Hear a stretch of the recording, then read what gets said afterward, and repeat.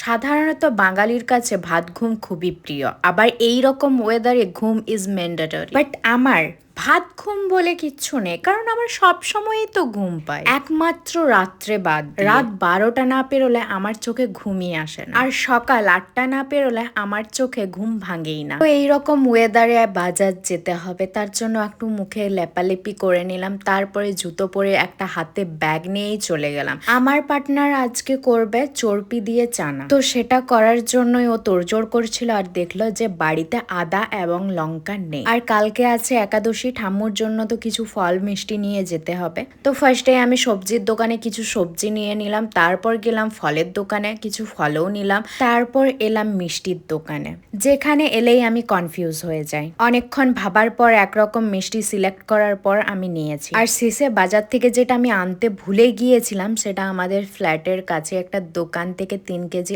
আলু নিয়ে চলে এলাম। আর এসেই আমি বাকিদের জন্য চা বানাচ্ছিলাম। আমি চা খাই না, তাই আমারটা বাদ দিয়েই আমি বললাম বাকিদের জন্য বানাচ্ছিলাম। খাই না ঠিকই, কিন্তু বানাই ভালো। আর ওইদিকে আমার পার্টনার তাড়া দিচ্ছিল, কারণ সে যেটা বানাবে সেটার জন্য আমাকে হেল্প করে দিতে হবে, কারণ ও একা পারবে না। ও বলে নয়, আমিও যখন কিছু একটা ভালো কিছু বানাই তখন ও আমার খুবই হেল্প করে। যদি ভালো কিছু নাও হয়, সামান্য রুটি তরকারি হলেও কিন্তু ও আমাকে অনেকটাই সাহায্য করে। এই চর্পিগুলো আমার পার্টনার যখন ধুচ্ছিল আর পরিষ্কার করছিল, কাটাকাটি করছিল, তখন আমি ওকে বলছিলাম, কেন আমাদের চর্পিগুলো এভাবে বের করা যায় না? মানুষকে খেতে হবে না, বাট বের করে দিলে তো হয়, তাহলে তো আমাদেরও এক্সট্রা ফ্যাটটা বেরিয়ে যাবে, তাই না? আর আমার পার্টনার রান্না করতে করতে আমিও পিছন পিছন একটা বাটি নিয়ে চলে গিয়েছিলাম যে টেস্ট করব দাও। আর ওটা হয়ে যাওয়ার পর আমি বানাচ্ছিলাম পনির চিল্লি উইথাউট কোনো ভেজিস, কারণ যার জন্য বানাচ্ছিলাম সে পেঁয়াজ ক্যাপসিকাম কিছুই খেতে পছন্দ করে না। তার জন্য পনিরগুলো কর্নফ্লাওয়ার দিয়ে ম্যারিনেট করে ফ্রাই করলাম,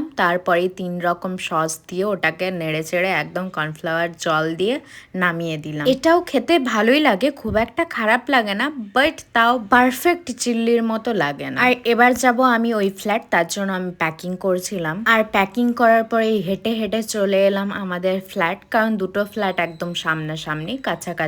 আর এসেই আমার জামা প্যান্টগুলো বাইরেই ছিল, ভাগ্যিস ভিজে যায়নি আর উড়েও যায়নি, এতটা হাওয়া দিচ্ছিল। তার সাথে আমার মাও ফোন করছিল, আর মায়ের সাথে সকাল থেকে কথাই হয়নি, তাই কথা বলতে বলতেই কাজগুলো বাগিয়ে নিচ্ছি। আর আসার সময় নিয়ে এসেছিলাম লঙ্কা, সেইগুলো ফ্রিজে রেখে দিলাম ভালো করে, কারণ এই গরমে সবজি কি, মানুষরাই পচে যাচ্ছে, সবজি তো বৃথা মাত্র। বাইরে রাখলে সবজিগুলো আর কিছু থাকবেই না। এত বৃষ্টি হওয়ার পর গুমোট গরমটা কিন্তু কমতেই চাইছে না। আর আমার এই ফ্ল্যাট এলে না ঘর গোছানো শেষেই হয় না, কারণ এখানে খুব কমই থাকা হয়, তো তাই এসেই আমি আটা মেখে ডো তৈরি করে রাখলাম, আর তারপরে নিয়ে নিলাম এসিভি ড্রিঙ্কটা। আর এটা আধ ঘন্টা হতে হতে তার মাঝে আমি রুটিটা করে নেব। আমি এতদিন ধরে রুটি করছি, বাট পারফেক্ট গোলটা না সব সময় আমার হয় না। কেন হয় না আমি জানি না। আমার না এই জিনিসটা দেখতে খুবই ভালো লাগে।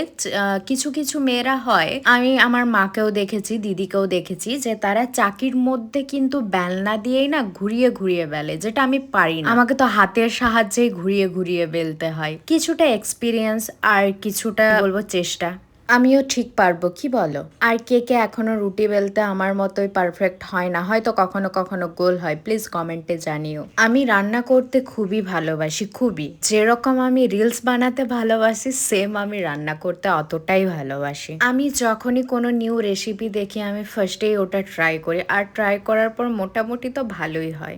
বাট কিছু কিছু রেসিপিতে আমার পার্টনারের কাছে আমাকে হার মানতেই হয়, কারণ সেও ভীষণ সুন্দর রান্না করে। আমি গোল হলেও আমার মতো রুটিগুলো গোল হয় না, বাট অতটাও কিন্তু ব্যাকাটেরা হয় না। ওই ফ্ল্যাট থেকে সবজিটা আনার পর আমি কিন্তু খুলেও দেখিনি একবারও, আর এখন খোলার পর দেখছি পুরো প্লাস্টিকের তেল লেগে আছে। চর্পিটা খেতে ভালোই মজা লাগে, বাট বাসনগুলো ধোয়ার সময় না জীবনটা চলে যায় পুরো। আর এত গরমে আমি এটা ছাড়া আর কিছুই খেতে পারবো না, না মানে আমি রুটিও খেতে পারবো না। আমি ওটা পুরোটা খেতেও পারিনি, এতটা গরম লাগছিল যে ওটা আর খাওয়াই যাচ্ছিল না। আর আমার তো মনে হয় চর্বিটার থেকে মাটনটাই ঠিক আছে। আর আজকে আমি রাত্রেই ওই তেল চিটের জন্য বাসনগুলো ধুয়ে নিলাম, আর ধোয়ার পরে আমি চলে গেলাম রুমে। এবার বাগাবো আর জল খাবো, তারপরেই শুয়ে পড়বো। তো তোমাদের এই ভিডিওটা দেখে কেমন লাগলো অবশ্যই কমেন্টে জানিও। টাটা।